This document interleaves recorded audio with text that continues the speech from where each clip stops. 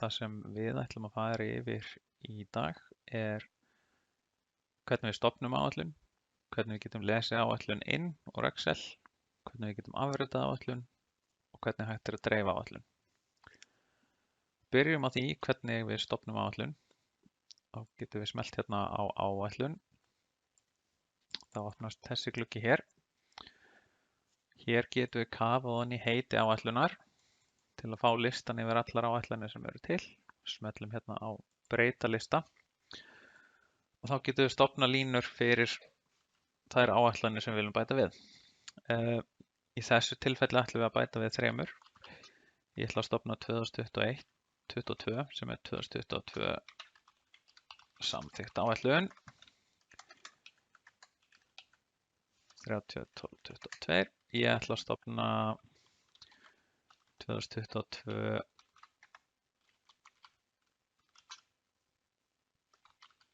samþykkta mánaðaráætlun sem er fyrir sama tímabil og þá getum við hakað hérna í áætlun per mánuð. Og að lokum ætla ég að stofna viðaukaáætlun.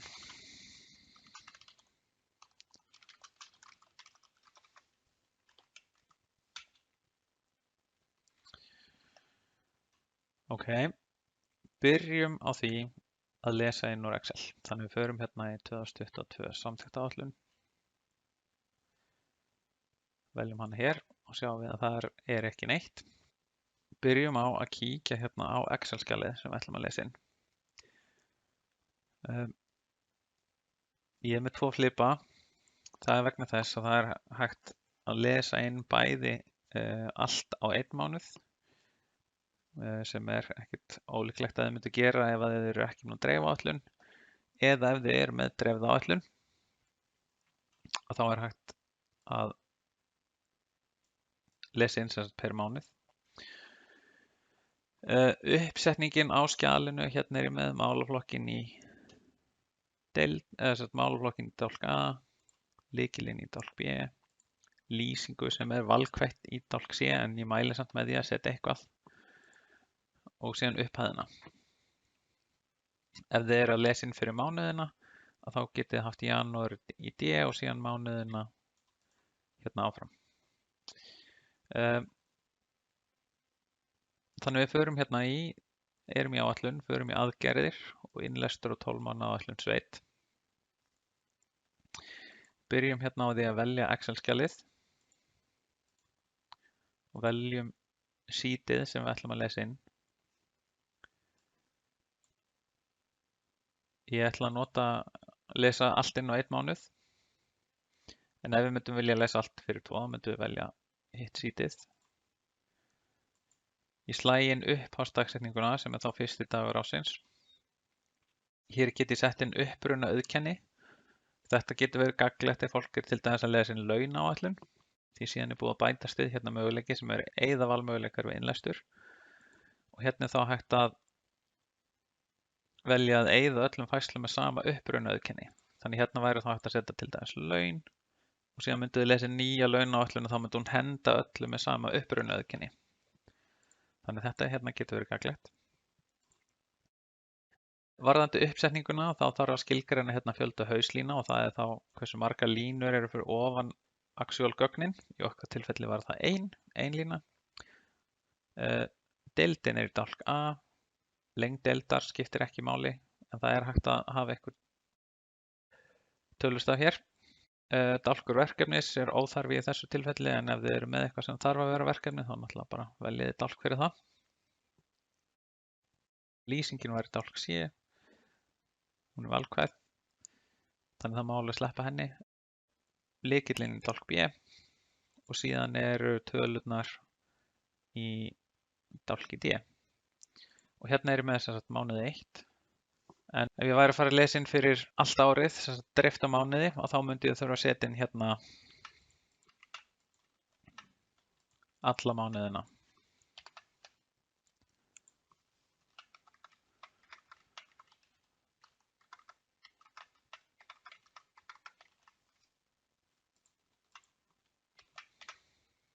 En þar sem við erum bara með gögn í einum, þá er það óþarfi í þessu tilfelli. Síðan smelli ég á í lagi. Hérna gætu komið upp villur ef að lykillinn í Excel-skjalinu er ekki réttur, eða þess að þetta er eitthvað lykill þar sem er ekki til, eða ef það er eitthvað deild sem er ekki til, þá getur það poppað upp. Það er alls ekki ólíklegt að kerfið hyggst aðeins og sé not responding á meðan það er að keyra þetta inn, en keislan ætti að taka neitt svakalega langan tíma. Eins og að segja að þetta er ekki það langt að maður þurfa að fara að fá sér kaffibolla á meðan. Ok, nú erum við búin að gera hérna eina aðgerð sem er að við erum búin að leysa inn úr Excel. Næsta sem við ætlum að skoða er að dreifa áætlun. Og þá veljum við hérna undir aðgerðir er dreifa áætlun. Og hérna er skilgreint dreifa áætlun í. Við ætlum að dreifa í samþykkta mánaðar áætlun 2022. Við ætlum að nota viðmiðunar árið 2021, þannig að það mun dreifa kostnaðinum í samræmi við árið 2021. Hérna er hægt að leyfa lokaða reikninga ef þið eru búin að vera að loka einhverjum deildum eða reikningum, og þá gætu verið að fá villur út af hvernig dreifingin verður, þannig að þá er hægt að hækka hérna í. Ef þið viljum bara dreifa straight 1/12, þá er hægt að hérna hækka í ekki nota raunkostnað. Og ég ætla reyndar að gera það í þessu tilfelli. Og síðan er hérna hak sem er afrita til viðbótargögn í dreifða áætlunina. Viðbótargögnin eru þá hlutir eins og ef það er búið að vera að nota skuldabréfapakkann eða framkvæmdaáætlun eða millifærslur í áætlunarkerfinu, og þá eru þeir hlutir afritaðir með og fylgja þá áætluninni þarna yfir. Kannski óþarfi fyrir mánaðaráætlun, en ég myndi mæla með því fyrir til dæmis viðaukaáætlun.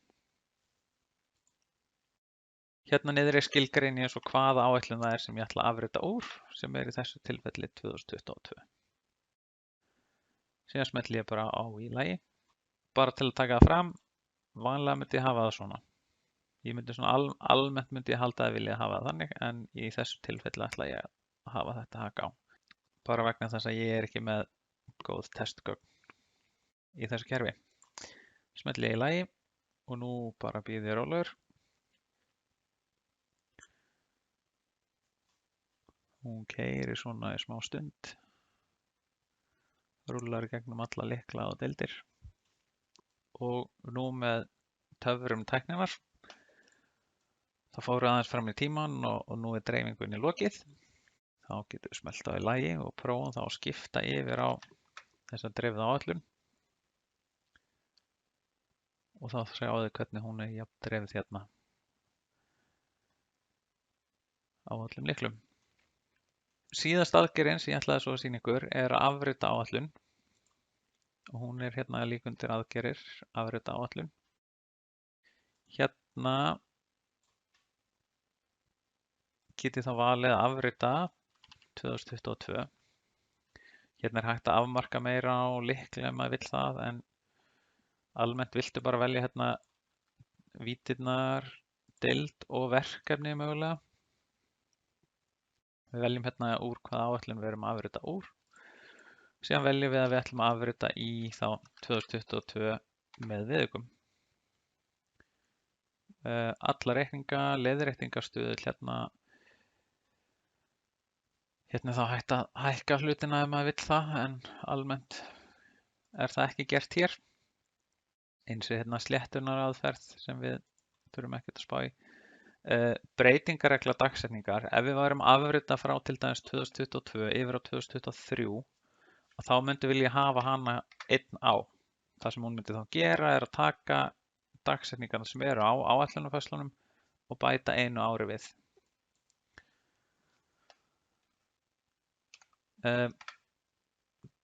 Dagsetningaþjöppun. Að þar er hægt að velja hérna að þjappa þessu öllu saman, en það væri þá yfirleitt erum við að tala um engin eða þá ár. En þetta getur samt verið gagnlegt ef það er komið mikið af færslum, að það sé þá dregið saman á lyklanum til að fækka færslunum. Sem eru færslur sem eru á sömu lykla á sama degi myndi þá allar falla saman. Hérna er síðan hak til að hreinsa út uppruna.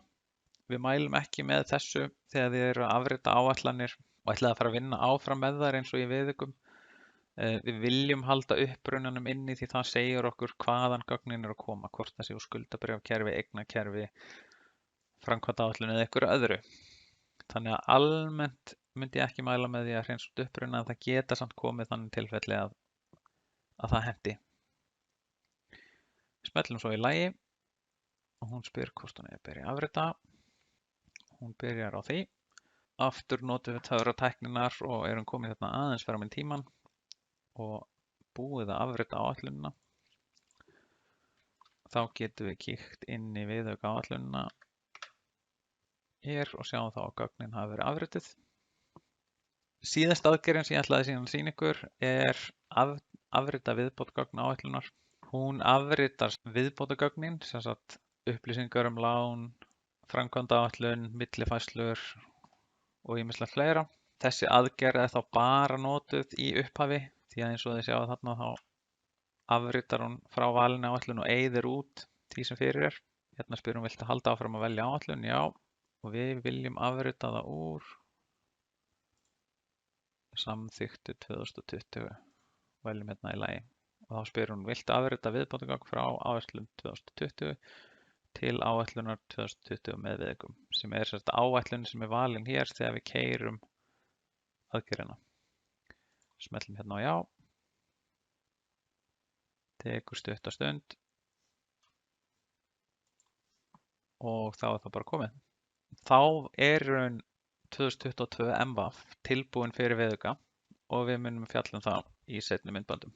Takk fyrir í dag.